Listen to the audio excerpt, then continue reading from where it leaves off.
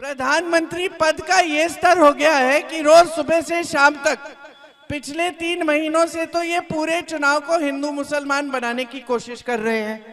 जो भी भाषण देते हैं उसमें कुछ ना कुछ हिंदू मुसलमान कहते हैं। और कल ये आए टीवी पे और कहने लगे कि मैंने ऐसे कब कहा। मतलब पूरा देश देख रहा है, आप रोज रोज कह रहे हो और अचानक एक दिन सुबह उठे कि मैंने ऐसे कब कहा। अगर मैं ऐसा कहता तो मैं प्रधानमंत्री बनने के लायक नहीं होता। तो हो सकता है फिर हम नहीं समझें कि आप नालायक हैं। हो सकता है कि आप समझ गए हैं कि आप लायक नहीं रहे इस पद को पे आसीन होने के लिए, क्योंकि आप खुद ही कह रहे हैं, आप खुद ही अपनी बात को गलत कह रहे हैं।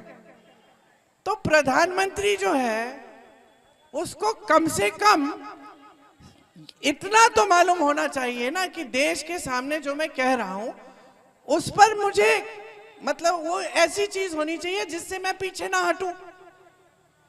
इतना तो होना चाहिए कि सच्चाई बोले, अपनी बात पर अमल करे। ये भी नहीं है। हमें मालूम नहीं कि आज क्या कहेंगे, कल उसका खंडन कर देंगे।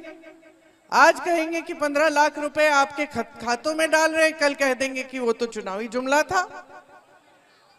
अब महीनों से आपको कह रहे हैं हिंदू मुसलमान, अचानक कह रहे हैं कि भाई मैंने तो कभी कहा ही नहीं। मेरे तो घर के आसपास मुसलमान लोग रहते थे, मैं रोज बिरयानी खाता था। तो आप तो चौंक ही गए होंगे, हम विपक्ष के नेता चौंक गए हैं कि ये क्या हो रहा है, कि उनको या तो अपनी बातें याद नहीं है जो कल परसों कर रहे थे।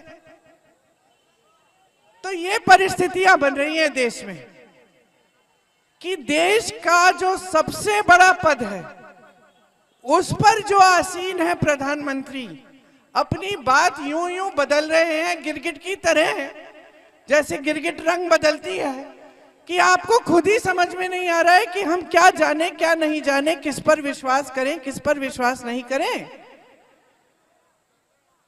तो देखिए, देश के लिए हम लोग हंस सकते हैं, हम हंस रहे हैं, आप हंस रहे हैं कि प्रधानमंत्री कह रहे हैं भैंस चुराएंगे, कल को कह देंगे कि हमने ये भी नहीं कहा। हम हंस रहे हैं, लेकिन ये एक बहुत गंभीर बात है भाई और बहनों। प्रधानमंत्री के हाथ में देश की पूरी बागडोर है, प्रधानमंत्री के हाथों में देश की सुरक्षा है, प्रधानमंत्री के हाथों में आपका भविष्य है।